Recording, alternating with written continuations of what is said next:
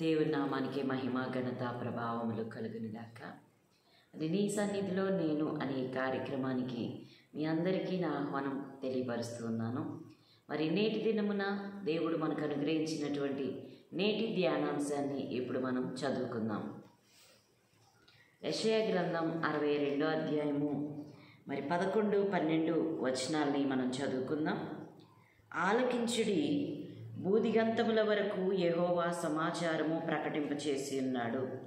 ఇదిగో రక్షణ మీ యొద్దకు వచ్చుచున్నది. ఇదిగో ఆయన ఇచ్చు బహుమానము ఆయన వద్దనే ఉన్నది.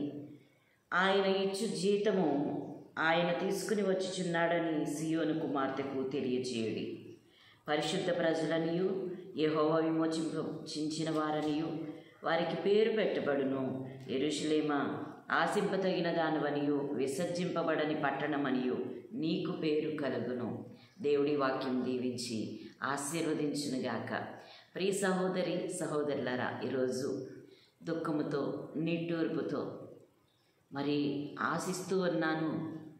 నా జీవితంలో ఏ విషయంలో నేను ఓడిపోతున్నాను, ఏ విషయంలో నేను దుఃఖమును అనుభవిస్తున్నాను, ఏ సందర్భాలను బట్టి, ఏ పరిస్థితులను బట్టి నేను వెనుదిరిగి చూడాల్సి వస్తుందో ఆ పరిస్థితులన్నీ నా జీవితంలో నుండి ఎప్పుడు తొలగిపోతాయి, నా దేవుని సహాయము నాకు ఎప్పుడు కలుగుతుంది అని నీవు ఆలోచించినట్లయితే, ప్రియ సహోదరి సహోదరుడా, నేటి దినమున దేవుడు మీతో నాతో మాట్లాడుతున్నాడు.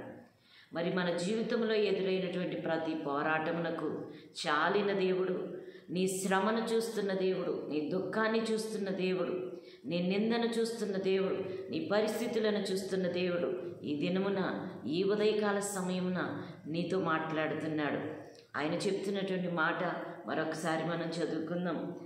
ఆలకించుడి, భూదిగంతముల వరకు యెహోవా సమాచారము ప్రకటింపచేసి ఉన్నాడు. ఇదిగో ఇదిగో రక్షణ నీ యొద్దకు వచ్చుచున్నది. ఇదిగో ఆయన ఇచ్చు బహుమానము ఆయన వద్దనే ఉన్నది. ఆయన ఇచ్చు జీతము ఆయన తీసుకుని వచ్చుచున్నాడని సియోను కుమార్తెకు తెలియచేయడి. హల్లెలూయా. అవును కదా అండి. దేవుని యొక్క పరిశుద్ధ ప్రజలమైన మనము మన యొక్క నిందను బట్టి కానీ, మన యొక్క దుఃఖమును బట్టి కానీ ఆయన ముందుకు వెళ్ళలేడండి. ఆయన మనల్ని దుఃఖములో ఉంచి ఆయన సంతోషంగా మన ప్రభు ఉండలేరు. మన పరిస్థితులన్నిటినీ కూడా ఈ దుఃఖకరమైనటువంటి పరిస్థితులన్నిటినీ కూడా చాలామంది ఆలోచిస్తూ ఉంటారు. నా దేవుని సన్నిధిలో నేను సంతోషాన్ని అనుభవించాలి, నా దేవుని యొక్క గృహములో నేను సంతోషానందములతో ఆయన్ని మహిమపరచాలి అనే ఉద్దేశం నీకు ఉంది. కానీ నీ జీవితంలో ఏమీ జరగట్లేదా? నీ జీవితంలో నువ్వు ఆశించింది నువ్వు పొందుకోలేకపోతున్నావా? అయితే ఈ దినము దేవుడు ప్రకటిస్తున్నాడు. నీ ఉద్యోగ విషయంలోనే కానీ, నీ యొక్క నేల పంట విషయంలోనే కానీ, నీ యొక్క గృహ విషయంలోనే కానీ, నీ బిడ్డల విషయంలోనే కానీ, నీ అప్పు విషయంలోనే కానీ, నీ గర్భఫల విషయంలోనే కానీ, నీ యొక్క ఆరోగ్య విషయంలోనే కానీ, దేని నిమిత్తమైతే నువ్వు ఎంతవరకు అడుగుతూ వస్తున్నావో, నువ్వు అడిగినది ఎంతవరకు నువ్వు పొందలేదేమో కానీ ఈ దినమున మన దేవుడు మనకి ప్రకటిస్తూ ఉన్నాడండి. హల్లెలూయా. ఈ దినమున ఆయన మన యొద్దకు ఆయన జీతాన్ని తీసుకుని వస్తున్నాడు. నీవు ఆశింపదగిన పట్టణమనియు నేను దేవుడు నీ యెరూషలేమా, ఆశింపదగిన దానివనియు విసర్జింపబడని పట్టణమనియు నీకు పేరు పెట్టబడును. హల్లెలూయా, హల్లెలూయా. నీకు పేరు కలుగుతుంది. ఎందుకంటే నువ్వు ఆశించదగిన పట్టణము. ఎందుకంటే దేవుని ఎదుట ప్రతి పరిస్థితిలో కూడా నువ్వు దేవుని మీద ఆధారపడి ఉన్నావు. ఎంతవరకు నువ్వు పొందినటువంటి శ్రమను బట్టి, నీకు కలిగి ఉన్నటువంటి ఈ వేదనలను బట్టి దేవుణ్ణి విసర్జించకుండా, దేవుణ్ణి విడిచిపెట్టుకోకుండా, దేవుని మీద పడినటువంటి నీ యొక్క నమ్మకత్వమైనటువంటి భక్తిని దేవుడి దినమని చూస్తూ ఉన్నాడు. హల్లెలూయా. అవునండి, నమ్మకమైనటువంటి భక్తి మనం చేయాలి. దేవుని యందు విశ్వాసం ఎలాగుండాలి మనకంటే, నా ప్రభువు నాకు సహాయకుడు. హల్లెలూయా. ఇప్పుడున్నటువంటి ఏ పరిస్థితి కూడా నన్ను బంధించలేదు, ఏ పరిస్థితి కూడా నన్ను నిట్టూర్పు స్థితిలోనికి తీసుకెళ్ళలేదు. దుఃఖము మాత్రమే కలిగింది. దుఃఖము కలిగిన ఎడల ఉదయం కలిగేసరికి నా నోటి నిండా దేవుడు నాకు కలుగజేస్తాడు నవ్వు. హల్లెలూయా. అవునండి, ఆయన ఏదైనా చేయగలడు. ఆయన ఏదైనా ఇవ్వగలడు, ఎలాగైనా చేయగలడు. మరి ఇంతవరకు నువ్వు పొందినటువంటి శ్రమ యావత్తు కూడా దేవుడు కొట్టివేసి నువ్వు ఆశించినది యావత్తు కూడా నీకు అనుగ్రహించడానికి ఆయన సిద్ధ మనసు కలిగి ఉన్నాడు. కాబట్టి నేటి దినమున దేవుడు మనతోనే మాట్లాడుతున్నాడు. కాబట్టి మీరందరూ కూడా విశ్వసించినట్లయితే, ఈ వాక్యాన్ని రిసీవ్ చేసుకున్నట్లయితే, అవును ప్రభువా నేను ఆశింపదగిన పట్టణం అని మీరే చెప్పారు. కాబట్టి మీ విషయాల్లో దేని నిమిత్తమైతే మీరు ప్రార్థన చేస్తున్నారు, దేని నిమిత్తమైతే మీరు వేదన కలిగి ఉన్నారు, ఆ పరిస్థితులన్నిటినీ కూడా దేవుడు మీ పక్షముగా మీకు గొప్ప కార్యం చేయడానికి సిద్ధ మనసు కలిగి ఉన్నాడు. హల్లెలూయా. దేవుని స్తుతిద్దామండి, దేవుని ఘనపరుద్దాము.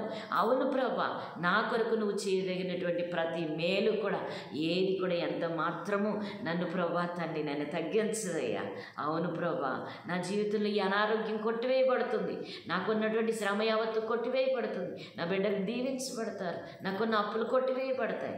ఇదిగో ఎటు నుంచి కూడా నీకు ఆధారం లేదేమో, కానీ దేవుడి నీకు ఆధారం అని నువ్వు చేసుకున్న నీ యొక్క హృదయ వాంఛను బట్టి, దేవుడి మీద నువ్వు ఆధారపడేటువంటి స్థితిని బట్టి దేవుడి దీన్ని మనం చెప్తున్నాడు, నీకు ఏది ఉన్నా ఏది లేకపోయినా నేనున్నాను అని దేవుడు చెప్తున్నాడు. హల్లెలూయా. మనం ఏమున్నా లేకపోయినా ఈరోజు అప్పు తీరాలి అంటే మనకి ఏదో ఒకటి వచ్చే అవకాశం ఉండాలి అని మనం చూస్తాం. జాబ్ ఉండాలి, లేదు మనం చేసే పని మనకు లాభదాయకంగా ఉండాలి. నేను ఎలాగ తీర్చగలను ఈ అప్పు అని నువ్వు అనుకుంటున్నావేమో. ప్రియ సహోదరి సహోదరుడా, నీకున్న అప్పు నీకున్న దానికంటే ఎక్కువగా ఉందేమో. నీకు ఏమీ లేకపోయినా నీకున్నటువంటి అప్పు చాలా ఎక్కువ స్థితిలో ఉందేమో. అయితే దేవుడి దీన్ని మనం చెప్తున్నాడు, నువ్వు ఆశింపతగిన పట్టణము అని నీకు పేరు పెట్టబడుతుంది అని దేవుడు సెలవిస్తున్నాడు. దేవుని యొక్క సహాయం నీకు కలుగుతుంది. నువ్వు చింతించొద్దు, నీవు బాధపడొద్దు, నీకున్నటువంటి పరిస్థితి కొట్టివేయబడుతుంది. నువ్వు సంతోషము గల దానివై నన్ను దేవుని సన్నిధిలో ఆనందించదు. ఆనందకరమైనటువంటి దేశములో దేవుడు నిన్ను మరి ఆయన ప్రవేశపెడుతున్నాడు. హల్లెలూయా. మరి ఇప్పటి వరకు మీకున్నటువంటి పరిస్థితులను బట్టి వేదన చెందిన స్థితిని దేవుడి దినమని కొట్టివేస్తున్నాడు. హల్లెలూయా.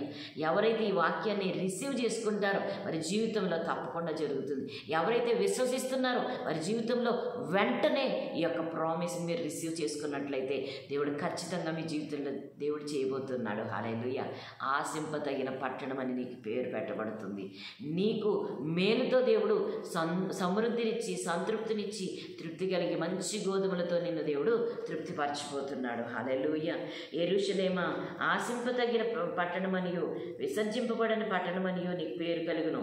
మరి 12వ వచనంలో చూస్తే పరిశుద్ధ ప్రజలనియు యెహోవా విమోచించిన వారనియు వారికి పేరు పెట్టుదురు. హల్లెలూయా. దేవుడి దినమున నీకు విడుదల ఇవ్వబోతున్నాడు. ప్రియ సహోదరి సహోదరుడా, చింతించడం ఆపేయండి. మీ దుఃఖాన్ని దుఃఖముఖంగా ఉండటం ఆపేయండి. మీరు దేవుని సన్నిధిలో దేవుడి నుంచి మాట రిలీజ్ అయిన తర్వాత కూడా మనం బాధపడ్డామంటే దానికి మరి ఆ యొక్క దేవుని మాటకు మరి మనం ఎలాగో రెస్పెక్ట్ ఇచ్చినట్టు అవుతుంది చెప్పండి. ఒకసారి దేవుని మాట రిలీజ్ అయ్యిందంటే ఈ దినమున నీవు ఆశింపతగిన పట్టణం, నువ్వేదైతే ఆశిస్తున్నావో అది దేవుడిని చేతికి ఇవ్వడానికి ఆయనే స్వయముగా దిగి వచ్చుచున్నాడు. హల్లెలూయా. కాబట్టి ఈ దినమున మరి మీరు ఏ స్థితిలో ఉన్నా కూడా ఇప్పుడే దేవుడి నామం పేరట ప్రభువా తండ్రి నాయన నీకు స్తోత్రములయ్యా, నా జీవితంలో నువ్వు కార్యం చేస్తున్నందుకు నీకు స్తోత్రాలు. నీ మాట రిలీజ్ అయ్యింది అంటే అది నా జీవితంలో పనిచేస్తుంది ప్రభువా అని మీరు నమ్మి విశ్వసించినట్లయితే ఖచ్చితంగా మరి నీ జీవితంలో మరి నీకున్న ప్రతి పరిస్థితికి కూడా విడుదల దేవుడు ప్రకటిస్తూ ఉన్నాడు. మరి మన జీవితాల్లో దేవుడు చేసే అద్భుతాన్ని బట్టి దేవాది దేవునికి మహిమ చెల్లించుకుందాం. ప్రతి ఒక్కరు కూడా మరి తలలు వంచుకుందాము. దేవుడి వాక్యము మనందరి జీవితంలో నెరవేర్పులోనికి విశ్వసించిన ప్రతి ఒక్కరు కూడా రక్షించబడతారని. కాబట్టి విశ్వాసము అందరికీ కూడా విశ్వాస పరిణామంలో మనము పెరగాలి, ఆ యొక్క పరిధి పెరగాలి. కాబట్టి ఆయన యొక్క వాక్యానికి విధేయులవుదాం. ఆయన యొక్క వాక్యము రిలీజ్ అయిన సందర్భంలో ఈరోజు మనము సంతోషించి ఉత్సహించి మరి దేవుని నుంచి పొందుకుందామండి. దేవునిలోని సంతోషం, దేవునిలోని ఆనందం, దేవునిలోని నిత్య జీవము గనక మనము మన దేవుని యొక్క సన్నిధిలో దేవుని యొక్క సన్నిధి కాంతిని అనుభవిద్దాం. దేవునికి మహిమ కలుగును గాక. దేవుడి వాక్యం దీవించి మనందరి జీవితంలో నెరవేర్పు కలుగును గాక అని ప్రకటిస్తూ యేసు నామమున అడుగుచున్నాం తండ్రి, ప్రార్థించుకుందామండి. ప్రతి ఒక్కరు కూడా తలలో వంచుకున్నట్లయితే. మహాపరిశుద్ధుడా, మహాగణుడా, సర్వోన్నతుడా, మహిమోన్నతుడా, సర్వశక్తి గల దేవా, ఇదిగో తండ్రి నాయన, ఈ దినమున మీరు చెప్పినటువంటి ప్రతి మాట మా జీవితంలో నెరవేర్పులోనికి వచ్చునుగాక అని ప్రకటిస్తున్నాం. సర్వశక్తి గల దేవా, ఇదిగో తండ్రి నాయన, మీరు ఇచ్చే బహుమానము మీరే తీసుకుని వస్తున్నట్లుగా అది మా జీవితంలో ప్రభా విడుదలకు కారణం, అది మా జీవితంలో ప్రభా తను విమోచింపదగిన వారమని మాకు పేరు పెట్టుటకు నీవు వచ్చున్నాం అయ్యా. విమోచన క్రైదనముగా నీ ప్రాణమునే పెట్టావు ప్రభాతని. మాకున్న సమస్తమైన ప్రభాతని శిక్షను తొలగించావు. ఈరోజు శిక్ష మాకు లేదు అయ్యా తని, నీ ఉచితమైన కృప ద్వారా మాకు విడుదల ఇస్తున్నందుకు వందనాలు. అప్పుల నుంచి విడుదల ఇస్తున్నందుకు వందనాలు. గర్భఫలం ఇస్తున్నందుకు వందనాలు, స్తోత్రాలు అయ్యా తండ్రి నాయన. అమ్మాలనుకున్నటువంటి ప్రభాతాన్ని ల్యాండ్ అమ్ముడయ్యేలా చేసినందుకు వందనాలు అయ్యా తండ్రి నాయన. కొనాలనుకున్న ఇల్లు కొనడానికి సహాయం చేసినందుకు వందనాలు, స్తోత్రాలు. పరిశుద్ధాత్మ తండ్రి నాయన ప్రభాతని హృదయ వాంఛలను తీర్చే దేవుడు, ఆ అనారోగ్యంలో నుండి ప్రభాతని స్వస్థతనిచ్చిన దేవుడు తండ్రి అయ్యా తండ్రి నాయన. గొప్ప విడుదల ప్రభాని బిడ్డల జీవితాల్లో వారి యొక్క ప్రభాతని కుటుంబ పరిస్థితుల్లో గొప్ప విడుదలనిస్తున్నందుకు వందనాలు. మార్గము లేని చోట మార్గమును ప్రభాతాన్ని నాయన చూపిస్తున్నందుకు వందనాలు తండ్రి నాయన. నీ క్షేమము నది వలె ఉంటుందని వాగ్దానం చేసిన తండ్రి అయ్యా. ఆశింపదగిన పట్టణమా అని మమ్మల్ని పిలిచిన దేవా అయ్యా. మా ప్రభాతాన్ని మీ సహాయం మాకు తండ్రి నాయన మెండుగా దయచేసినందుకు వందనాలు అయ్యా తండ్రి. ఎవరైతే దుఃఖంలో ఉన్నారో, ఎవరైతే నిట్టూర్పులో ఉన్నారో, వారి యొక్క యావత్ బాధలో నుండి వారిని విడిపించుటకే అయ్యా నీవే జీతము పుచ్చుకొని వస్తున్నందుకు వందనాలు, స్తోత్రం. వారికి పొంది ఉన్నటువంటి శ్రమ యావత్తు కొట్టివేసి అయ్యా సంపూర్ణ సంతోషము గల వారిగా నువ్వు చేస్తున్నందుకే నీకే వందన స్తుతులు చెల్లించుకుంటూ ప్రతి ఒక్కరికి విడుదల ప్రకటిస్తూ యేసు నామములో అడిగి వేడి పొంది ఉన్నాము తండ్రి. Amen, amen, amen. Praise the lord, praise the lord. Thank you.